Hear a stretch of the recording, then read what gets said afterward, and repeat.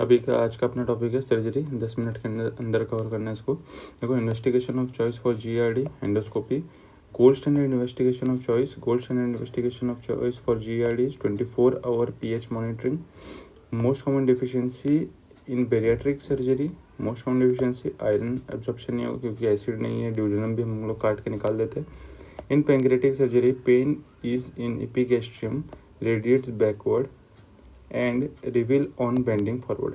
यदि पेशेंट में ऐसे सिम्टम्स है कि एपिगैस्ट्रियम में पेन है, पीछे की तरफ रेडिएट कर रहा है और आगे बेंड करने से कम हो रहा है, मतलब पैंक्रेटाइटिस है। मर्फी साइन किस में दिखता है? मर्फी साइन कोलेंजाइटिस में, जिसमें कि वहाँ का पेन राइट हाइपोकॉन्ड्रियम में होता है और रेडिएट करता है पीछे की तरफ। मर्फी साइन एक्यूट पैंक्रेटाइटिस में दिखता है। बोरहाफ सिंड्रोम में क्या दिखता है हम लोग को?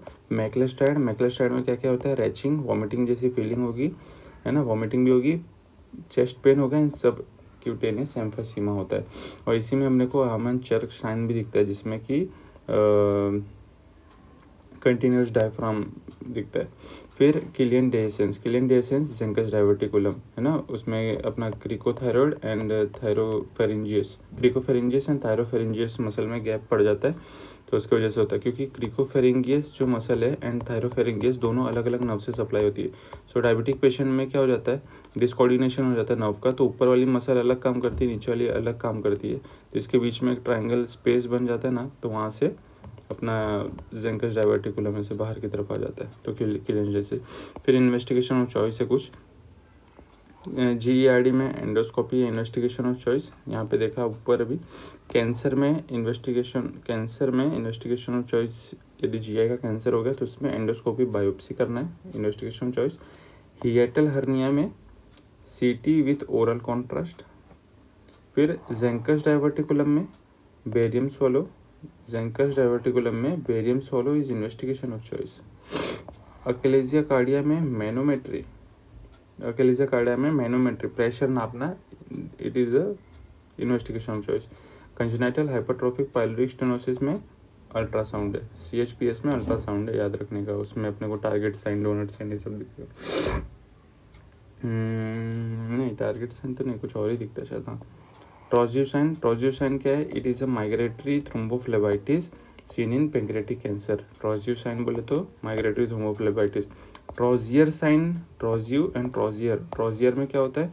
ट्रोजियर it is a Virchow node in GI cancer, मतलब कि सुप्राक्लेविकुलर लिम्फ नोड में के जो लिम्फ नोड्स होते हैं वहाँ पे स्वेलिंग दिखेगी। क्यों? क्योंकि GI के कैंसर वहाँ पे माइग्रेट हो जाते हैं। वैसे ही GI के कैंसर यदि अम्बलाइकस में माइग्रेट हो जाए तो सिस्टर मैरी जोसेफ। फिर अपना एक्सिलरी लिम्फ नोड में मेटास्टेसाइज हो जाए तो उसका नाम है, अच्छा नाम है उसका भी याद नहीं आ रहा है ना, उसका भी कोई तो नोड है, ये हो गया विर्को, हो गया सिस्टर मैरी जोसेफ, वो भी अच्छा ही नाम है। फिर प्रेशर, हाँ, अब देखो प्रेशर यदि 6 से 10 mmHg है पोर्टल वेन में, तो ये क्या होता है? इसको क्या बोलते हैं? Pre clinical portal hypertension. 5 से कम रहता है तो उसको नॉर्मल मानते हैं, लेकिन 6 से 10 हो जाए तो उसको बोलते हैं प्री क्लिनिकल पोर्टल हाइपरटेंशन। मतलब इसमें हम लोग को पता नहीं चलता पेशेंट को पोर्टल हाइपरटेंशन है। प्रेशर यदि मोर देन 10 mmHg हो जाए पोर्टल वेन में तो क्लिनिकली सिग्निफिकेंट हो जाता है, हम लोग को पता चलने लगता है, सिम्टम्स दिखने लग जाते हैं। मोर देन 12 रहता है तो वेरिसियल ब्लीडिंग, क्योंकि यदि अब होगा क्यों ये सब होगा क्योंकि लीवर सिरोसिस हो सकता है।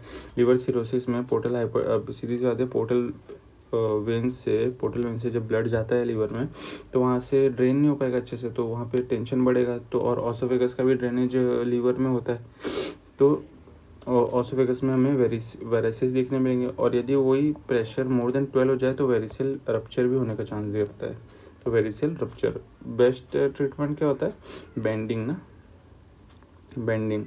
फिर मैकस डाइवर्टिकुलम का रूल ऑफ 2 है ना, 2 फीट इलियोसिकल जंक्शन से 2 फीट दूर, है ना, 2 इंच की उसकी ये साइज़ होती है। फिर 2% पॉपुलेशन में देखने मिलता है।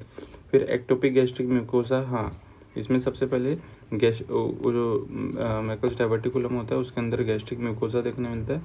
फिर सेकंड पैंक्रेटिक रह सकता है, नहीं तो थर्ड कोलन। फिर टेक्नीशियम 99 पर टेक्नेट स्कैन इन्वेस्टिगेशन होता है इसका। फिर हमाटोमेटस पॉलिप पुर्सजगर सिंड्रोम को बोलते हैं। STK11 क्रोमोसोम 19 पेरिओरल मेलानोसिस भी दिखने मिलता है। In patient with rectal mass we should do colonoscopy and biopsy. In patient with rectal mass what should we do? We should do colonoscopy and biopsy. Why colonoscopy? Rectoscopy why not? क्योंकि हो सकता है rectum का cancer जो है colon में भी present हो, तो इसके लिए कोलोनोस्कोपी कर लो and biopsy, because sometimes colon is also involve. 3-year-old child with greenish discharge from umbilicus, क्या हो सकता है causes? persistent umbilical end of vitreointestinal duct, umbilical end of vitreointestinal duct, हाँ पूरा नहीं। फिर Parks classification is for anorectal fistula. Anorectal fistula में हम लोग ABCD टाइप देखे थे, उसमें से intersphincteric anorectal fistula was most common, है ना। उसके सब टाइप्स थे, सुपरफिशियल, इंटरस्पिंचरिक, ट्रांसफिंचरिक, है ना, फिर एक्स्ट्रा स्पिंचरिक, सुपरा स्पिंचरिक, ये सारे उसके टाइप्स थे इसमें पार्क क्लासिफिकेशन में। थियर्स वायरिंग रेक्टल प्रोलेप्स में करेंगे। डिलोरम्स प्रोसीजर इसमें भी, ये भी उसी के लिए होता है। एंड रिप्स्टीन प्रोसीजर रेक्टल प्रोलेप्स के लिए करते सब कुछ। पोर्सेलियन गाल ब्लैडर मतलब क्या होता है? गाल ब्लैडर जो है अपना गाल ब्लैडर इसका कैल्सिफिकेशन हो जाता है ना। Risk of cancer is increased. Mirizzi syndrome में क्या होता है? मिर्जी सिंड्रोम में अब देखो नॉर्मली क्या होता है, ये कॉमन बाइल डक्ट है, ये सिस्टिक डक्ट है, ये क्या है? गाल ब्लैडर है। गाल ब्लैडर में स्टोन यदि बड़ा हो जाए तो गाल ब्लैडर लटक के CBD के पास में आ जाएगा, जैसे इस डायग्राम में दिख रहा है, देखो CBD के पास आ गया, और यहाँ पे क्या स्टोन ये टच रहेगा तो यहाँ पे फिस्टुला बन जाएगा। किसके बीच? CBD एंड गाल ब्लैडर के बीच में फिस्टुला बन गया। अब ये स्टोन यहाँ पे जाके ऑब्स्ट्रक्ट कर देगा। अब यहाँ पे ऑब्स्ट्रक्शन की वजह से क्या होगा, ये जो हिपैटिक बाइल डक्ट है, कॉमन हिपैटिक बाइल डक्ट, ये क्या हो जाएंगे? डायलेट हो जाएगा, तो इसको क्या बोलते हैं? मिर्जी सिंड्रोम, है ना। Gall bladder is adherent to the CBD। Rigler seen in gall stone. Regular में क्या होता है? सेम गाल ब्लैडर है, स्टोन है, नीचे क्या होता है? ड्यूडेनम। ये स्टोन जाके इससे फ्यूज करेगा तो फिस्टुला फॉर्म करेगा। स्टोन यहाँ से जाके नीचे स्मॉल इंटेस्टाइन में ज्यूजेनम, इलियम से क्या कंटिन्यू होता है? बड़ा सा सीकम, कोलन। तो यहाँ पे बहुत नैरोइंग होती है और स्टोन आके यहीं पे ऑब्स्ट्रक्ट कर जाता है, तो इसको हम लोग क्या बोलते हैं? रिगुलर स्टाइड होता है, और इसको बोलते हैं गाल स्टोन इलियस, ठीक है। इसमें रिगुलर स्टाइड में देखने का क्या मिलता है? Pneumobilia, small intestine obstruction and radio active shadow of in right iliac fossa. Whipple's operation में क्या होता है? इसमें हम लोग पैंक्रेटिक हेड काट के निकालते, ड्यूडेनम निकालते, CBD निकाल देते, है ना, और गाल ब्लैडर निकाल देते। तो इसमें क्या करते हैं? गैस्ट्रोजिजेनोस्टोमी, पैंक्रेटिकोजिजेनोस्टोमी एंड कोलिडोकोजिजेनोस्टोमी, ये सबको लाके जोड़ देते तीनों चीज़ को। लॉन्ग स्टैंडिंग वेनस अल्सर रहेगा तो क्या होता है? Long standing venous ulcer and burn scar can undergo malignant change and leads to Marjolin ulcer, और ये Marjolin ulcer usually squamous cell carcinoma बना सकता है। फिर रेज्ड स्क्वेमस सेल कार्सिनोमा होता कैसे? रेज्ड एंड इवर्टेड मार्जिन होते हैं इसके, cauliflower like, raised and everted margin. वहीं पे बेजल सेल कार्सिनोमा का क्या होता है? इसका दूसरा नाम रोडेंट अल्सर होता है, and it invades locally and it has rolled out margins. देख रहे हो? Rolled out margins, raised and everted margins. Raised and everted for squamous cell carcinoma, rolled out margin for basal cell carcinoma. फिर mole होते हैं ना, जो तिल होते हैं अपने बॉडी पे, मोल इट कैन ट्रांसफॉर्म टू मिलेनोसिस, है ना, मिलेनोसिस, मैलिग्नेंट मिलेनोमा हो सकता है। तो इसके लिए ABCDE क्राइटेरिया, मतलब असिमेट्री, मतलब उसके साइज असिमेट्रिकल हो जाए, है ना, उसके बॉर्डर इरेगुलर हो जाए, कलर उसका चेंज होने लगे, डायमीटर उसका चेंज हो जाए, हाँ, इवॉल्व हो, मतलब किसी भी साइज़ में ग्रो करने लग जाए। तो यदि ये सारे चेंजेस यदि किसी के भी मोल के अंदर दिख रहे हैं, इसमें साइज़ भी है, इसमें साइज़ भी आता है, असिमेट्रिक बोले तो साइज़ यदि दिख रहे मोल में, तो हो सकता है वो मोल ट्रांसफॉर्म हो गया है इसमें मैलिग्नेंट मेलानोमा में, तो उसका जाके अपना ये बायोप्सी करवा के जांच करवा लेना चाहिए। फिर एब्डोमिनल ट्रॉमा में क्या है? Most common organ injured in blunt trauma मतलब किसी ने मुक्का मार दिया, उसमें इंजर्ड कौन होगा? स्प्लीन। पेनिट्रेटिंग ट्रॉमा में लीवर जाता है, गन शॉट वुंड में स्मॉल इंटेस्टाइन चला जाता है बेचारा। सीट बेल्ट सभी को पता है, सीट बेल्ट बांधते हैं हमारी बॉडी आगे की तरफ चली जाती है, मिसेंट्री पीछे रह जाती है, तो मिसेंट्री रप्चर हो जाती है। फिर डिसेलरेशन इंजरी में डीजे फ्रैक्चर, ड्यूडेनोजेनल फ्रैक्चर ये होता है डैमेज। रीनल स्टोन के बारे में सर ने अच्छे से बताया 1 hour 2 minutes वीडियो पे, पार्ट 1 अभी रिसेंटली सर ने डाला था FMGs के लिए उस पर। NCCT is investigation of choice for renal stone, salivary gland stone and and head trauma. फिर कंजीनाइटल हाइड्रोसिल का ट्रीटमेंट क्या है? हर्नियोटोमी, क्योंकि कंजीनाइटल हाइड्रोसिल में क्या होता है, अपने पेरिटोनियम भी नीचे आ जाती है, पेरिटोनियम भी टेस्टिस में स्क्रोटम में आ जाती है, तो इसमें, और इसी को क्या बोलते हैं, हर्निया में भी सेम होता है, तो ऑपरेशन क्या है? हर्नियोटोमी, उसको काटो। वजाइनल हाइड्रोसिल में ट्रीटमेंट क्या है? लॉर्ड्स प्लेकेशन और जैकबाउलिस प्रोसीजर में ही हम लोग क्या करते हैं? इवर्जन ऑफ सैक कर देते हैं, सैक को इवर्ट करके जोड़ देते हैं। फिर ब्रेस्ट में क्या है? डक्टल एक्टेजिया होता है ना, डक्टल एक्टेजिया, तो इसमें क्या होता है? डक्टल एक्टेजिया में मल्टीपल डायलेटेड लेक्टिफरस डक्ट्स होते हैं, तो उसको क्या बोलते हैं? डक्टल एक्टेजिया। इस कंडीशन में जो भी फीमेल होगी उसके ब्रेस्ट से there will be greenish discharge, और इसका ट्रीटमेंट क्या है? हार्टफुल प्रोसीजर, मतलब conical excision of all the ducts. फिर डक्टल पेपिलोमा में हमेशा निप्पल से जो सिक्रीशन होगा क्या होगा? ब्लडी निप्पल डिस्चार्ज फ्रॉम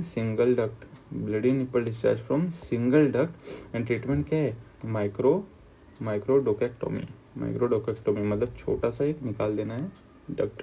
फिर वायरल डिक्यूवेरियन एंड सबएक्यूट हेरोडाइटिस, ये भी पढ़ा है हमने, वायरस की वजह से होता है, तो इसमें क्या होता है? Upper respiratory tract infection mostly viral की वजह से 4 से 6 हफ्ते के बाद में हमें पता चलता है कि लिम्फोड इन्फिल्ट्रेट हो गए थायराइड में, विच डिस्ट्रॉय द फॉलिकल्स। जैसे फॉलिकल डिस्ट्रॉय होंगे तो बहुत सारा T4 सर्कुलेशन में आ जाएगा, और जैसे T4 खाली हो जाएगा तो फिर T4 का लेवल डिक्रीज हो जाएगा, एंड फिर से 2-3 महीने के बाद में फिर से सारे फॉलिकल रीजनरेट हो जाएंगे। तो ये है अपना डिक्यूवेरियन। मेडुलरी थायराइड कैंसर का क्या सीन है? मेडुलरी थायराइड कैंसर में अमेलोइडोस्टोमा हम लोग को दिखता है। क्यों अमेलोइडोस्टोमा? क्यों कैल करता है ना, कैल। मेडुलरी थायराइड कैंसर में अपने को कैल अमेलोइडोसिस देखने मिलता है। फिर हेमरेज के बारे में कुछ इंपॉर्टेंट पॉइंट्स है, ये रहे अपने हेमरेज। तो देखो हेमरेज में क्या होता है? हेमरेज की depending on the amount of blood loss हमने क्लास कर दिया है, class 1, class 2, class 3 and class 4। तो इसकी स्कोरिंग जो है अपना टेनिस मैचेस के जैसे लेस देन 15%, 15 to 30%, 31 to 40%, है ना, ऐसे स्कोरिंग होती है टेनिस मैच में भी।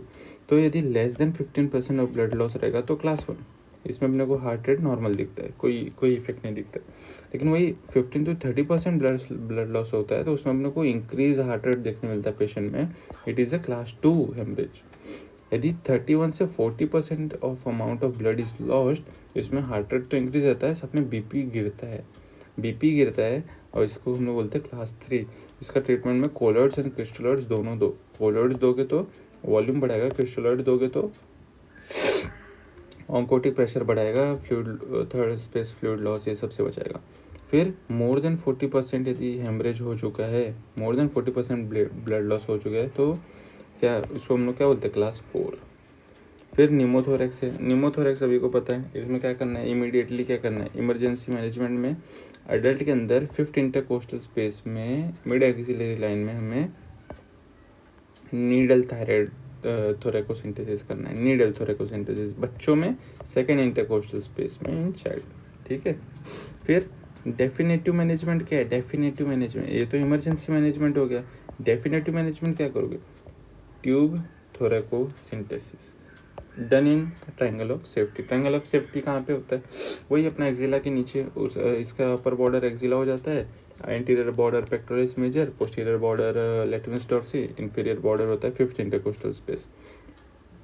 नेक्स्ट टोडानी क्लासिफिकेशन किसके लिए होता है? फॉर कोलेडोकल सिस्ट के लिए टोडानी क्लासिफिकेशन होता है। उसके अंदर सबसे पहले ऐसे दिखता है अपना CBD, ये हो गया क्लास 1। फिर डायवर्टिकुलर क्लास 2। फिर CBD जहाँ पे ड्यूडेनम से अटैच होता है वहाँ पे स्फिंक्चरिक डायलेटेशन होता है क्लास 3, है ना। क्लास 4 में अपना क्लास 4A में इंट्राहिपैटिक एंड CBD दोनों इन्वॉल्व होते हैं। क्लास B में सिर्फ मल्टीपल सिस्ट फॉर्म हो जाते हैं CBD में, एंड क्लास 5 में इंट्राहिपैटिक। तो क्लास 5 एंड 4A में अपने को लीवर ट्रांसप्लांट करना पड़ता है, और बाकी सब में तो ठीक ही है। बाकी सब में कसाई प्रोसीजर कर दो ये सब में, और 1 का तो रिकन्स्ट्रक्शन, 2 का भी रिकन्स्ट्रक्शन कर दो। बैकस्टाइड में हाइपोटेंशन। बैकस्टाइड कब दिखता है अपने को? कार्डियक टेम्पनार्ड में। और इसमें बैकस्टाइड में होता क्या क्या? Hypotension, increase JVP and muffle heart sound. Okay. फिर एक इम्पॉर्टेंट ब्रेस्ट कैंसर की स्टेजिंग है। T1 बोले तो लेस देन 2 सेंटीमीटर, T2 बोले तो 2 से 5, T3 बोले तो 5 सेंटीमीटर। T4 बोले तो चेस्ट वॉल इन्वॉल्वमेंट मतलब होता है रिब, इंटरकोस्टल मसल, ठीक है। रिब्स, इंटरकोस्टल मसल यदि इन्वॉल्व हो तो हम लोग उसको बोलते हैं चेस्ट वॉल इन्वॉल्वमेंट, ना कि pectoralis major and minor. Pectoralis major minor involvement is not called chest wall involvement. T4B skin. T4B बोले तो स्किन इन्वॉल्व हो गई है ब्रेस्ट के, उसमें प्यूडी ऑरेंज आ जाता है, अल्सरेशन आ जाता है, सैटेलाइट नोडल्स आ जाता है। ओके। T4C बोले तो बोथ, T4A T4B का कॉम्बिनेशन बोले तो T4C एंड T4D सबसे खतरनाक inflammatory breast cancer. More than 1/3 of skin is involve. अब थोड़ा सा ENT पे देख लेते। ENT का शॉर्ट रिविजन।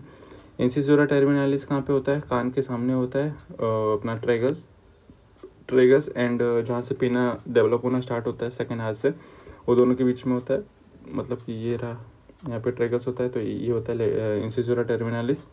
फिर होता है पेरी ऑरिकुलर साइनस, सेम जहाँ पे इंसिसोरा टर्मिनालिस होता है, इसके आगे एक छोटा सा होल दिखे तो उसको बोलते हैं हम लोग पेरिओरल साइनस। फिर foramen of Santorini Huschke. Foramen of Santorini Huschke कहाँ पे दिखता है? यदि ये एक्सटर्नल ऑडिटरी कैनाल है, टिम्पेनिक मेम्ब्रेन है, तो देखो ये हो गया अपना कार्टिलेजिनस पार्ट 1/3, एंड फिर नीचे 2/3 बोनी होता है, तो ये कार्टिलेजिनस में ही होता है foramen Santorini and foramen of Huschke. और यहीं पे क्या होता है? पैरोटिड ग्लैंड होता है अपना। तो यहाँ पे यदि इन्फेक्शन हो जाए तो यहाँ से इन्फेक्शन पैरोटिड ग्लैंड में जा सकता है। ये हो गया अपना फोरामेन ऑफ हस्के सेंटोरिनी। फंकुलोसिस क्या होता है? फंकुलोसिस ये होता है कि एक्सटर्नल ऑडिटरी कैनाल जो होता है उसके अंदर हेयर फॉलिकल के अंदर स्टेफ ऑरियस की वजह से इन्फेक्शन हो जाए तो उसको फंकुलोसिस बोलते हैं। इसमें करना क्या होता है? एंटीबायोटिक दो एंड IG पैकिंग दो। IG पैकिंग में वो ग्लिसरीन विसलिन से रहते हैं। फिर मैलिग्नेंट ओटाइटिस एक्सटर्ना सूडोमोनास की वजह से होता है, और ये डायबिटिक पेशेंट में, नहीं तो इम्यूनोकॉम्प्रोमाइज पेशेंट है ना, HIV पेशेंट, उनमें देखने मिलता है मैलिग्नेंट ओटाइटिस एक्सटर्ना। ओटोमाइकोसिस क्या होता है? ओटोमाइकोसिस बोले तो it is a fungal infection of year. Otomycosis fungal infection of year होता है। कॉज कौन करता है? एस्परगिलस नाइगर, वेट न्यूज़पेपर, नहीं तो क्रम्पल न्यूज़पेपर देखने मिलता है। इम्पीडेंस मैचिंग क्या है? यदि ये अपना ईयर है, एक्सटर्नल ऑडिटरी कैनाल है, टिम्पेनिक मेम्ब्रेन है, तो ये देखो अपना मिडल ईयर ना थोड़ा सा यहाँ से वाइड रहता है लेटरली, एंड मीडियली नैरो होता है। तो देखो यहाँ से वाइड है, यहाँ से नैरो है, तो ये क्या हो गया? अपना जो ये होता है ना साउंड, वो भी तो ऐसे ही होते हैं, यहाँ से बोलते हैं, यहाँ से साउंड ज़्यादा था, तो मतलब इम्पीडेंस मैचिंग इसको बोलते हैं, ताकि ज़्यादा हम लोग को सुनाई दे, हमारा जो आवाज़ है सराउंडिंग का ज़्यादा लॉस ना हो, कम आवाज़ में भी सुनाई दे सब कुछ। Serious otitis media is glue ear adenoid hypertrophy, बच्चों में देखा जाता है। ओटोस्क्लेरोसिस फीमेल्स में देखता है, मोस्ट कॉमनली प्रेग्नेंट फीमेल। पैराकिसिस विल्साई, इनको जहाँ पे क्राउड होता है बहुत सारा, वहाँ पे लोग को अच्छे से सुनाई देता है। एंड डिप एट 2000 हर्ट्स पे अपने को डिप दिखता है प्योरटोन ऑडियोमेट्री पे, उसको बोलते हैं हार्ट्स नॉच। ASOM बोले तो एक्यूट सीरियस ओटाइटिस मीडिया। कैसे होते हैं? सेफ एंड अनसेफ दो टाइप के होते हैं, है ना। ASOM जो होता है, पहले तो ASOM है, इसमें अपने को कार्टविल अपीयरेंस दिखता है टिम्पेनिक मेम्ब्रेन का, लेकिन यदि ट्रीट नहीं किया तो आगे चल के वहाँ पे पस फॉर्म हो जाएगा। यदि उसको भी ट्रीट नहीं किया, उसको भी मायरिंगोटॉमी नहीं किया एंटीरियर इंफीरियर क्वाड्रेंट में, तो फिर आगे चल के सेफ एंड अनसेफ CSOM बना देता है। सेफ एंड अनसेफ CSOM बोले तो जो अपना कान का पर्दा होता है, ये हो गया कान का पर्दा, ये हो गया क्या? पार्स फ्लैसिडा पार्स टेंसा हो गया, ये फ्लैसिडा हो गया। तो जो टेंसा में यदि होल हो जाए तो उसको हम लोग बोलेंगे सेफ, लेकिन फ्लैसिडा में हो जाए तो अनसेफ। क्यों? क्योंकि वहाँ पे कोलेस्टिटोमा होने का चांसेस होता है। फिर ग्रिसिंगर साइन में बहुत सारे एस आ रहे तो सिग्मोइड साइनस थ्रोम्बोसिस की वजह से दिखने मिलता है। बैटल साइन मेस्टोइड पे देखने मिलता है। क्यों?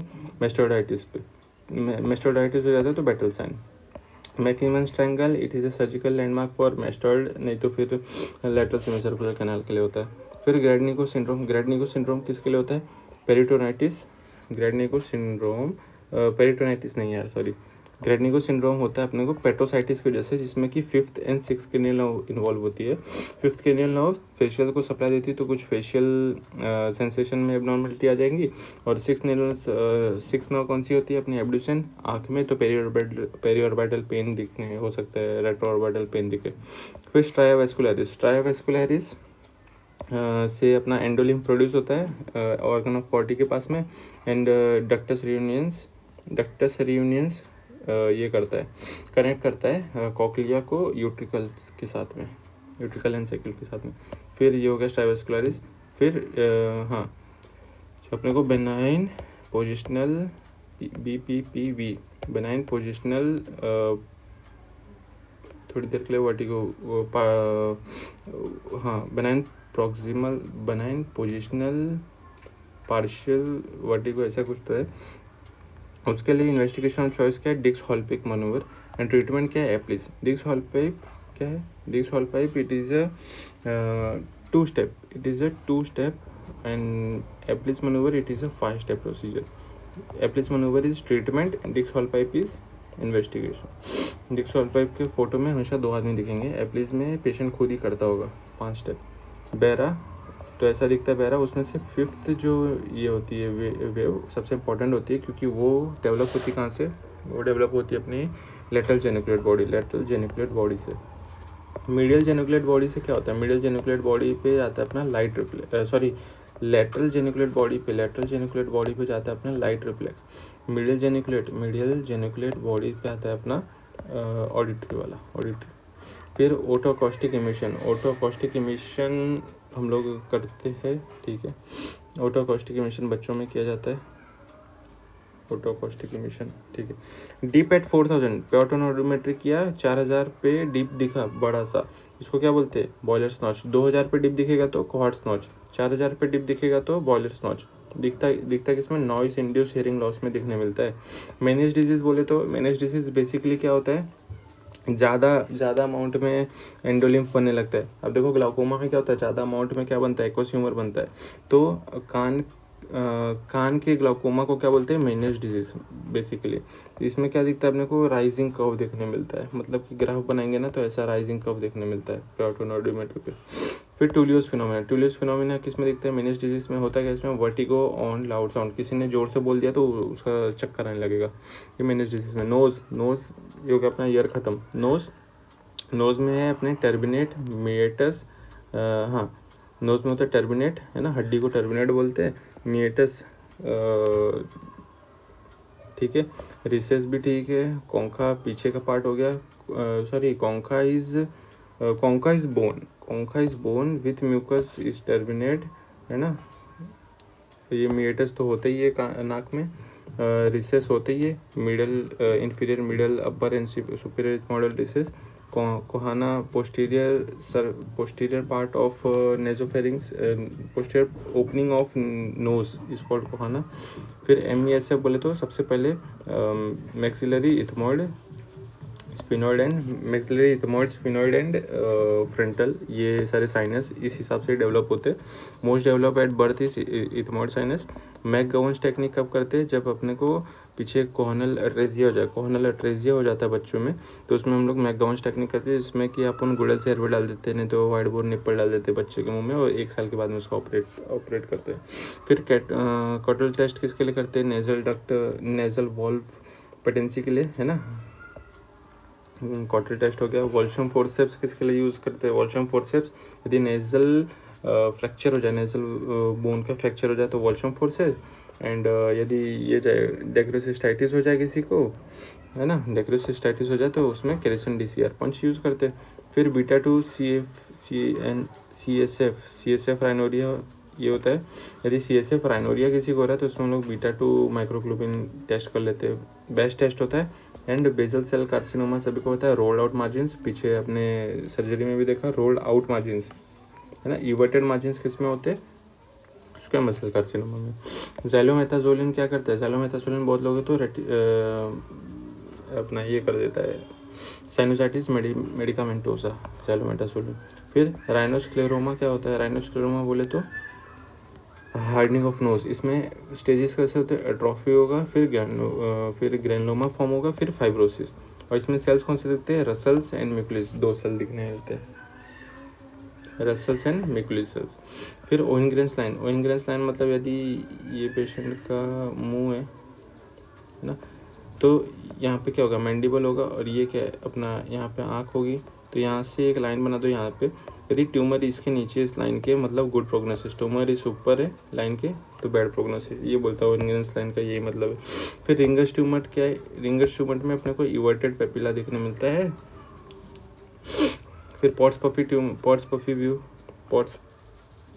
व्यू फ्रंटल साइनोसाइटिस का कॉम्प्लिकेशन एक तरह का। कार्जोल्ड व्यू मैक्सिलरी नहीं, कार्जोल्ड व्यू में अपने को फ्रंटल साइनस देखने आता है। वाटर व्यूज़ नहीं तो पेरी व्यूज़ में अपने को मैक्सिलरी नहीं तो मैक्सिलरी इथमॉइड नहीं तो अपना ये स्फिनॉइड साइनस देखने मिलता है। कालमैन सिंड्रोम में एनोस्मिया रहता है। फिर अपना GnRH ये सब प्रोड्यूस नहीं होता है तो हाइपोगोनाडिज्म होता है। सिम्पटम्स शायद सभी को पता है, नेसल पॉलिप, एस्पिरिन से hyper sensitivity, nasal polyp and bronchial asthma. Allergic fungal rhinosinusitis में क्या दिखता है, double density shadow and bands and Kuhn criteria इसी में होता है। And bacterial culture is not a major criteria, bacterial strain it is a major criteria. ये है बैंड एंड क्रूट का PYQ। फिर म्यूकरमाइकोसिस में MRI कर लो तो पता चल जाता है ना कि कौन से टर्मिनेंट कौन सी हड्डियाँ इन्वॉल्व है, तो उतना अपने को डिब्राइमेंट करना पड़ता है, काट के निकालना पड़ता है। लिम्फोएम्फोटेरिसिन B, LAM amphotericin B, liposomal amphotericin B। फिर है अपना लीटर्स एरिया क्या होता है, रसल बैक्स प्लेक्सिस होते हैं यहाँ पे है ना, अपना नेजल सेप्टम के आसपास ही होता है, अंदर ही होता है एंटीरियर साइड में, और ये ब्लीडिंग करवाता है।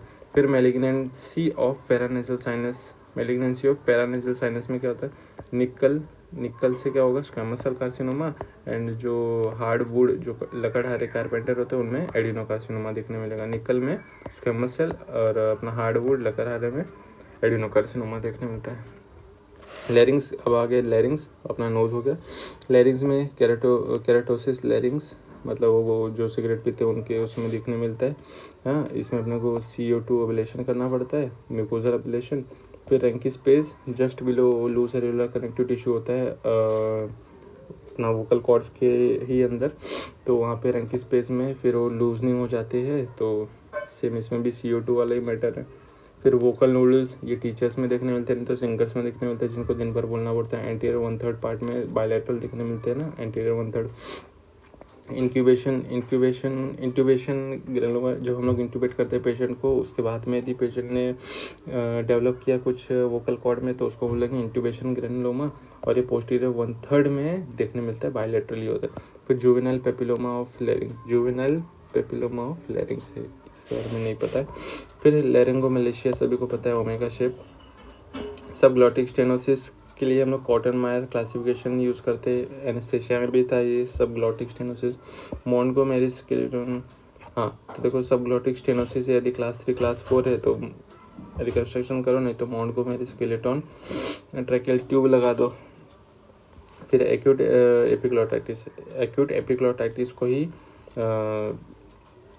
एपिग्लोटाइटिस ही हम लोग पीडियाट्रिक्स में भी पढ़ते हैं। कॉज क्या है इसका, स्ट्रेप्टोकोका है, नॉट हीमोफिलस इन्फ्लुएंजा। स्ट्रेप्टोकोका है मोर देन हीमोफिलस इन्फ्लुएंजा, और इसमें थंब साइन देखने मिलता है एक्सरे पे। एक्यूट लैरिंगोट्रैकियल ब्रोंकाइटिस में कॉज क्या है, para influenza virus also known as croup, और स्टीपल साइन देखने मिलता है एक्सरे में।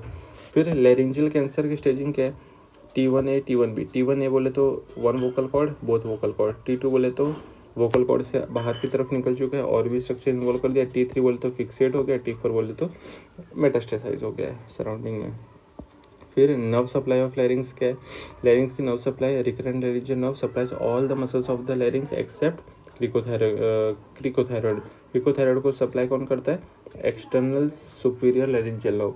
Internal superior laryngeal nerve gives sensory supply to all the supraglottic structures, है ना। इंफ्राग्लॉटिक स्ट्रक्चर को रिकरेंट लैरिंजियल नर्व को देता है।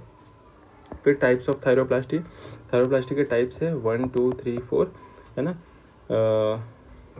इसमें यदि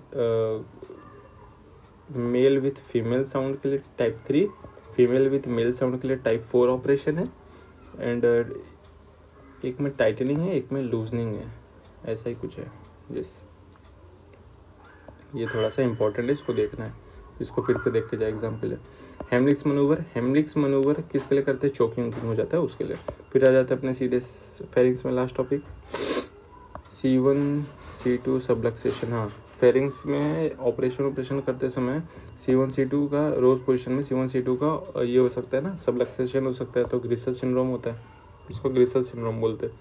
फिर एडिनॉइड हाइपरट्रॉफी, एडिनॉइड हाइपरट्रॉफी की वजह से ग्लूयर, अभी पीछे देखा हम लोग ने।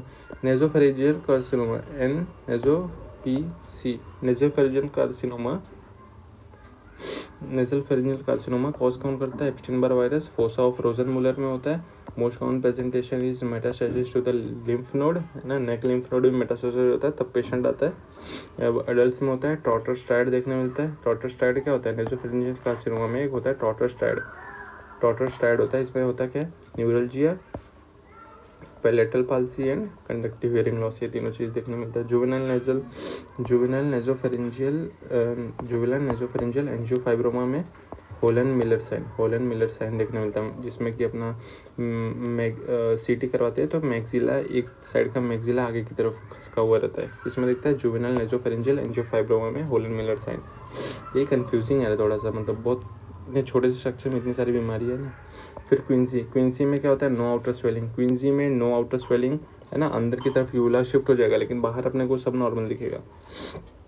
नेक में मैंडिबल के पास में कोई स्वेलिंग नहीं रहेगी। फिर पैराफेरेंजियल एब्सेस में आउटर नेक स्वेलिंग दिखने मिलेगा, एब्सेस है तो ड्रेन कर दो। क्विंकिस में oedema of uvula, and Ludwig's angina में there is a floor of mouth, ये भी बाहर की तरफ अपने को दिखता है। फिर रेट्रोफेरेंजियल एब्सेस, हाँ ये भी इम्पोर्टेंट टॉपिक है, रेट्रोफेरेंजियल एब्सेस। एंड ये रेट्रोफेरेंजियल एब्सेस के पीछे होता है डेंजरस स्पेस, एंड उसके पीछे हो जाते हैं अपने सारे वर्टिब्रास, तो ये होगा रेट्रोफेरेंजियल एब्सेस, वहाँ पे हो जाता है, तो इसको भी ट्रेन करना होता है। पायरिफॉर्म साइनस पता है, piriform sinus is present near larynx के बगल में साइड में स्पेस होता है, उसको बोलते हैं पायरिफॉर्म साइनस, और वो भी सप्लाई होता है रिकरेंट लैरिंजियल नर्व से। ईगल सिंड्रोम सबको होता है, स्टेलर प्रोसेस नीचे ग्लॉसोफेरेंजियल नर्व होती है, उसको कैच कर लेता है, तो वहाँ पे पेन होता है ग्लॉसोफेरेंजियल नर्व के आसपास। तो ये था, और थोड़ा सा इधर अपना बायोकेमिस्ट्री का भी रिविजन कर लेते, है ना। तो देखो Benedict test is for reducing sugar, और होता क्या इसमें, जो टेस्ट ट्यूब में हम लोग फ्लूइड लेंगे ना, वो ब्लू से रेड टर्न हो जाता है, इसको बोलते हैं बेनेडिक्ट टेस्ट। रोथेरा टेस्ट में क्या होता है, टेस्ट ट्यूब है, नीचे ये क्या होगा, फ्लूइड होगा, तो एकदम टॉप पे यहाँ पे पर्पल रिंग दिखने मिलेंगे अपने को, और किसके लिए होता है, ketone bodies, Rothera test, reducing sugar, Benedict test. फिर ब्लड के लिए बेंजीडीन टेस्ट में क्या दिखता है, ब्लैक प्रेसिपिटेट। बाइल सॉल्ट के लिए sulphur test, and sulphur powder sinks in water, ये होता है बाइल टेस्ट। फिर अपना कुछ ट्यूब्स है जिसमें हम लोग सीरम कलेक्टिंग ट्यूब्स होता है। फिर होता है अपना ग्रे टॉप ट्यूब, यदि ट्यूब है जिसमें हम लोग ब्लड लेते हैं, उसका ढक्कन ग्रे कलर का है, तो इसको बोलते हैं ग्रे टॉप ट्यूब में हम लोग ये ग्रे टॉप ट्यूब का काम क्या है, ग्लूकोज एस्टिमेशन। इसमें होता है क्या, अंदर already sodium fluoride and potassium oxalate. Sodium fluoride क्या करता है, इट इनहिबिट्स इनोलेज, ग्लाइकोलाइसिस का एंजाइम है इनोलेज, उसको इनहिबिट करता है, तो ग्लूकोज एस्टिमेशन के लिए यूज़ करते हैं। क्योंकि ग्लाइकोलाइसिस इनहिबिट कर दिया तो अपनी ब्लड के सेल्स ग्लूकोज यूटिलाइज नहीं कर पाएंगे, तो और सीधी सी बात है, ग्लूकोज यूटिलाइज नहीं करेंगे तो हमारा जो ग्लूकोज का जो टेस्ट होगा वो एक्यूरेट आएगा। फिर पर्पल ट्यूब जिसको लेवेंडर ट्यूब बोलते हैं, ये किसके लिए यूज़ होता है? कंप्लीट ब्लड काउंट, है ना, HbA1c, पैराथायरॉयड, ACTH, अमोनिया। इसमें क्या होता है? K2 K3 EDTA, K3 K2 EDTA होता है। ब्लू टॉप ट्यूब में क्या, ब्लू टॉप ट्यूब का फंक्शन क्या है? PT टाइम, है ना, prothrombin time, APTT, acute partial thromboplastin time, फिर फाइब्रिनोजन एंड क्लॉटिंग फैक्टर। इसमें क्या होता है? Sodium citrate, fibrinogen and clotting factor भी हम लोग ब्लू टॉप ट्यूब से करते हैं। ब्लैक टॉप ट्यूब से ESR पता करते हैं, इसमें सोडियम साइट्रेट होता है 3.8%, इसमें सोडियम साइट्रेट होता है 3.2%। ब्लू से हम लोग सारे ब्लड के ब्लीडिंग वाले, ब्लू से ब्लीडिंग, बी से ब्लू, बी से ब्लीडिंग वाले सारे ब्लू। ब्लैक वाले सेम सोडियम साइट्रेट होता है लेकिन 3.8, ESR पता करने के लिए। ग्रीन टॉप ट्यूब से हम लोग हिपेरिन का पता करते हैं। एंड जेल एंड येलो वाली ट्यूब में क्या होता है? Gel and clot activated tube होता है ये, है ना। इसमें हम लोग क्या करते हैं? फॉर ट्रांसपोर्टिंग और सॉर्टिंग सैंपल को ट्रांसपोर्ट यदि कहीं करना है तो येलो में लेते हैं। फिर red top tube for serum serum में silica, red top tube. Sequence of collection इस पे ये भी PYQ है, yellow blue red orange green purple grey, ये सीक्वेंस है।